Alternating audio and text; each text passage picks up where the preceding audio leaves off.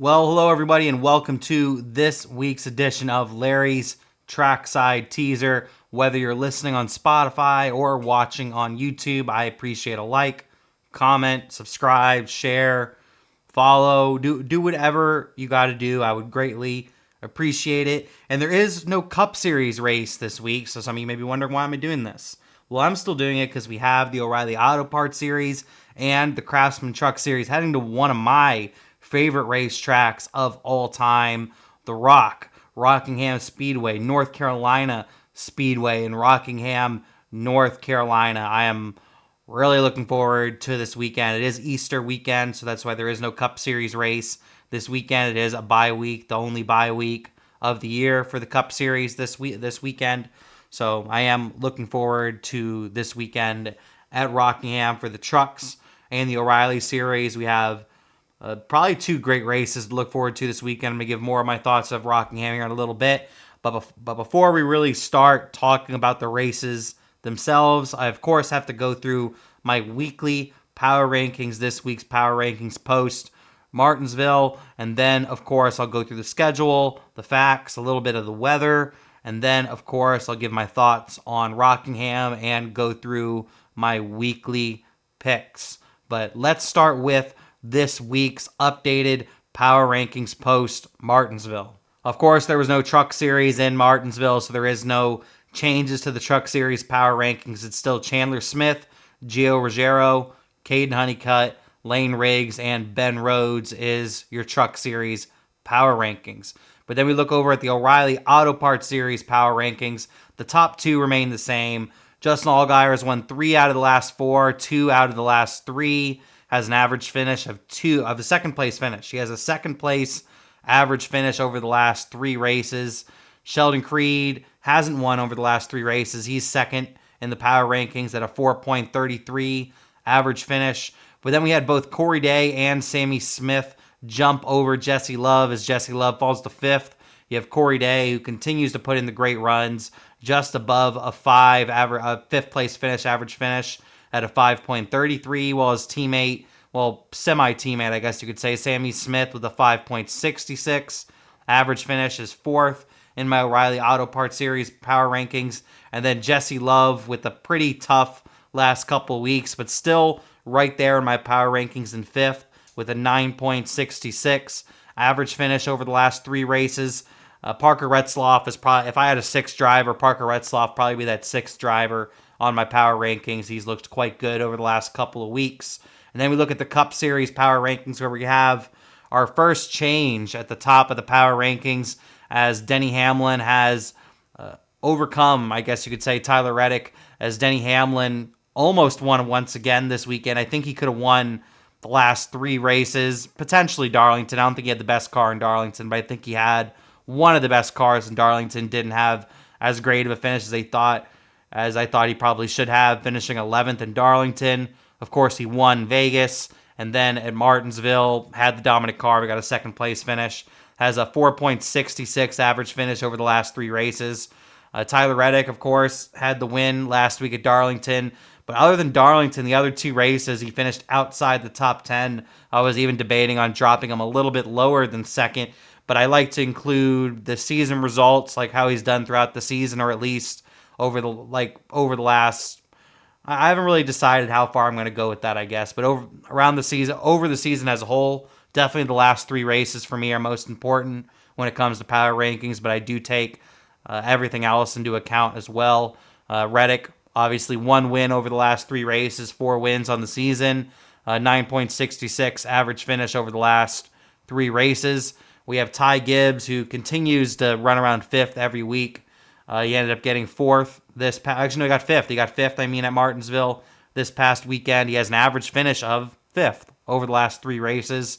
Ryan Blaney ended up getting 6th place, probably had a 3rd place car.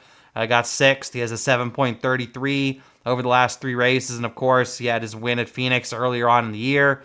And then Chase Elliott finished 2nd at Vegas. Honestly struggled at Darlington, finishing 15th. But got the win at Martinsville, had a top 5 car at Martinsville. Alan Gustafson put him in the great position. And Chase Elliott gets his first win of the year. And over the last 3 races, he's averaging a 6th place finish, Christopher Bell, I ended up taking off the power rankings, but he's in that 6th spot because he had a good week. He got a 7th place finish, but 4 out of the 5 of these drivers had a better week, and I wasn't going to have Tyler Reddick go from 1st off the power rankings for sure. So Bell has lost his spot on the power rankings this week. Now that I've gone through the power rankings, let's go through the Rockingham schedule and some Rockingham facts. Starting with the weekend schedule for Rockingham, the Rock. On Friday at 11 a.m., we have Truck Series practice on Fox Sports 1, immediately followed by Truck Series qualifying. And then at 1:30 p.m., we have O'Reilly Auto Parts Series practice on the CW app, immediately followed by O'Reilly Auto Parts Series qualifying. And then, of course, at night, we have the Black Tire and Auto Service 200 for the Craftsman Truck Series on Fox Sports 1. I'm excited to see this track under the lights, and that will be at 7:30 p.m. on Friday. And then on Saturday at 11:30 a.m., we have the Rockingham Arca Menards East Series racing on Flow Racing at Rockingham. I'm excited for that. And then at 2:30 p.m., we have the North Carolina Education Lottery 250 for the O'Reilly Auto Parts Series on the CW. And then, of course, no Cup Series race, so there's nothing going on NASCAR-wise on Sunday. And then to go through the weekend facts for Rockingham Speedway, the Rock is located in Rockingham, North Carolina. It's a little bit under a mile-long racetrack. It's 0.94 miles. Of course, it is a speedway. It opened up back in 1965. The first Cup Series race was in 1966 on March 13th, and that race was won by Paul Goldsmith. Honestly, don't know anything about Paul Goldsmith before I saw this up, but congrats to Paul Goldsmith. Saw he has 9 Cup Series wins. That's good for him. One of those wins came right here at the Rock. The notable entries that we have for the weekend, of course, Cup Series isn't racing, but in the Truck Series, we have a bunch of interesting entries, starting with Corey Heim, who will be racing in the number 1. So I guess he was talking about how he wasn't scheduled for the Rock, but I guess now they're going to have him go for the Triple Truck Challenge. I assumed he found some sort of sponsorship for this race, so congrats to Corey Heim. He'll be racing the number 1 instead of the number 5 because they already had the number 5 for Adam Andretti, who's making another start. And then we have Connor Hall actually racing for Nice in the number 4, which I find kind of interesting that they're pulling out another truck for Connor Hall, but I'm also very excited for Connor Hall. He races for Junior Motorsports in the Cars Tour, and he's a very talented short track racer and might have some success on Friday night. We have Corey LaJoie once again racing for Ram. I have no problem with Corey LaJoie, but that was supposed to be a big surprise seat, and we've already had Corey LaJoie race 3 of the races in that car, so that's a little disappointing. Landon Lewis, I always like to see Landon Lewis get into the truck. I think he's a very talented young racer. He's also racing for Nice. We have Michael Christopher Jr. Some of you may remember him racing a couple races last year for Stuart Friesen, once again racing for Stuart Friesen in the number 62, and you may have also remembered him from the Ram Show Race for the Seat, where he was a participant in that and did pretty well in the show, I would say. And then, of course, we have Carson Hocevar in the number 77 for Spire. He is not taking a week off. And then in the O'Reilly Auto Parts Series, I'd say the only big name notable entry would be Cletus McFarland, a.k.a. Garrett Mitchell, driving the number 33 for RCR. Cletus McFarland will be having his O'Reilly Auto Parts Series debut this weekend at the Rock. And then the weather, the way it looks for now on Friday and Saturday, around race time for the Truck Series, I'm guessing it's going to be around 70 degrees, but the high that day will be 80 degrees with the low of 61. 24% chance of rain at the moment. I am recording this on very late Monday night, early Tuesday morning, depending on where you are in the country. And then on Saturday, the high will be 83 and the low will be 62 at 13% chance of rain. For Saturday, I'm expecting it to be around 80 degrees around race time for the O'Reilly Auto Parts Series. And then wind won't be too big of a factor. The wind will be pushing north anywhere between 5 to 10 miles per hour throughout Friday and Saturday. All right, now that I've gone through the power rankings, gone through the schedule, gone through the facts, I want to give some thoughts on Rockingham.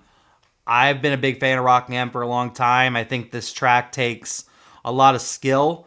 I think the ultimate reason why they stopped going here, if I remember correctly, was just ticket sales, and that's just because there's so many tracks in that region. There's so many tracks within like a 300-mile radius. There's just so many popular racetracks within like a certain 300, maybe 400-mile radius. Like, of course, you have like Martinsville, Richmond, you have Charlotte, you have Wilkesboro now, you have Bristol. You have a bunch of tracks within like a certain radius. Darlington, you could maybe even lump in there. Darlington might be a little bit further compared to a lot of those other tracks, but they're all within the same region. So I think that's ultimately why Rockingham ended up going away. I'm really happy that it's back, and it puts on great racing. It always put on great racing, and maybe not be. It sometimes it gets spread out, but it's a very difficult racetrack. I love Rockingham because of how difficult the racetrack is, and it has two completely different corners, 3 and 4, depending on which type of vehicle you're in and where you are. Like if you're on fresher or older tires, at a very like during qualifying for example Truck Series qualifying, I would expect them to not be using the brake really at all through 3 and 4. It's such a fast corner. And then 1 and 2, it's the complete opposite. 1 and 2 is a very difficult corner. It's one of the most difficult corners. It's extremely bumpy. It has a weird banking to it. I feel like I'm not positive on this, but it seems like it almost has different banking when you get to the bottom of the track compared to the top of the track. The top of the track is undrivable. You can't drive up to the top of the track. When you get off the corner, you get completely sideways or completely tight. Turns 1 and 2 is extremely difficult, and overall, it's just a very difficult racetrack. It destroys tires. I love Rockingham. I always go back and forth. I'd probably say Darlington is the most difficult racetrack for a driver to race at. You're racing the track more than you're racing other drivers at Darlington, and I would put Rockingham in that same boat. The Rock is extremely difficult, a very tough racetrack to get around, and it's a tough racetrack to keep your car clean all day and not make mistakes. Like, I'm going to be watching Cletus throughout the day. I did watch his vlog for his test. Ty Dillon was helping him out quite a bit. I commend Ty Dillon on doing everything that he's doing to help Cletus, because I'm a big fan of Cletus and I want to see him have success. But, for example, Adam Andretti in the Truck Series race, some of these drivers that don't have as much experience in NASCAR, Rockingham is an extremely difficult racetrack. That's why I kind of question Cletus making his first start at Rockingham, because that's probably the most difficult track on this. I would say Darlington's the most difficult track, but these drivers know Darlington. They've been to Darlington. Most of the drivers in these fields have been to Darlington at least a couple of times. Most people's first trip to Rockingham was last season. Before last season, a lot of drivers that are in NASCAR have never raced at Rockingham, and if they did, it was like in the ARCA series or some lower division or something like that. I don't think any driver in the Cup Series right now really even has any experience. I think Kyle Busch raced at Rockingham in the Busch Series back in the day. I don't even know if Denny Hamlin ever raced there. Not very many drivers have any experience at Rockingham, so it makes it that much more difficult. So I'm very excited to see what we end up getting, especially that night race. I'm very excited for the Truck Series race. I think that's the race I'm most excited for, especially since the field is so stacked. The Truck Series have been able to pull together these fantastic, entertaining entry lists, whether it's getting in Cup Series guys or just getting drivers from lower divisions or getting drivers from other disciplines like Adam Andretti. We had Dario Franchitti, I really like what the Truck Series have been able to pull off with their race teams and their race trucks, able to get out there and get some interesting drivers in the field. I think that's going to be a very compelling race for sure. I'm excited for the Rock. And going with this Rockingham Thoughts discussion, of course, I have to bring up the Cup Series, because I've been pushing hard for the Cup Series to go to Rockingham. With the way the short track package is with the next gen car, I think they are improving on it, and I think most likely they would run a short track package for the Cup Series with the next gen car, so maybe it wouldn't be the most entertaining race. I do accept that, but at the same time, I would like for them to at least try to do a race at Rockingham, because I think the fans really want it. It's a very difficult racetrack. It's a great racetrack with a lot of great history. It used to be one of the opening races of the season. It used to be the second race of the season pretty much every year for a while there. After the 500, they would go from the 500 to one of the most difficult tracks on the schedule. They would go to the Rock, or back then they called it North Carolina Speedway. And I would love to see that. I would love to see that. I would love to see the Rock back on the Cup Series schedule. I was very surprised not to see Rockingham on the 2026 schedule. Some of you may have remembered last year I was making predictions for the schedule, and I predicted Rockingham would be on the schedule, and I was honestly very surprised to see it not on the schedule. And I've seen a lot of Cup Series guys saying they want Rockingham on the schedule, whether they've raced there or not. They would love to see it back on the schedule. I would love to see it, and hopefully we can see it on the 2027 schedule, especially depending on how this weekend goes. I remember last year there was the O'Reilly race was very successful. I think the weekend as a whole was very successful. There was a big turnout. They had a lot of fans in the stands, and if they're able to do something similar to that this weekend, that'd be great. If I was out in the Carolinas, I'd be going to Rockingham this weekend just to show my support of Rockingham and how much I would love to see that on the Cup Series schedule. Because my prediction for 2026 was that Rockingham was going to be on the schedule as the All-Star race. That's where I thought the All-Star race should have been and was going to be. I thought it was going to be at Rockingham. That way they were able to test out the racetrack and make sure it's all good and not really do anything too crazy. And just really set up what Rockingham could be as a potential points race. Kind of what they've been doing the last couple of years with Wilkesboro. Now Wilkesboro has a points race, so congratulations to North Wilkesboro. I didn't expect Dover to be the All-Star race. I really hate that Dover's the All-Star race.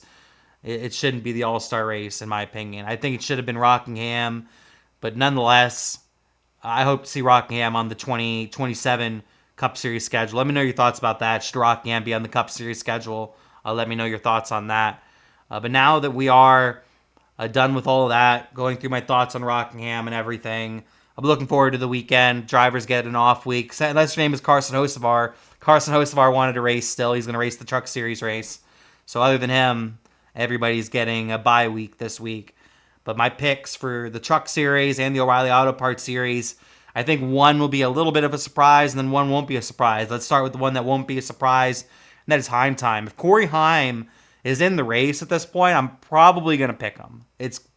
I'm most likely going to pick Corey Heim in any race that he's in the Craftsman Truck Series, because it's always Heim time in the Craftsman Truck Series. It's something I said a lot this season. Not this season, last season, but I think I'm going to be saying it a lot this season now too. He's currently 8th in points, technically. Corey Heim, if the playoffs would start now, he'd be in it. He'd be in the playoffs, which is insane. And then my O'Reilly Auto Parts Series winner is Corey Day.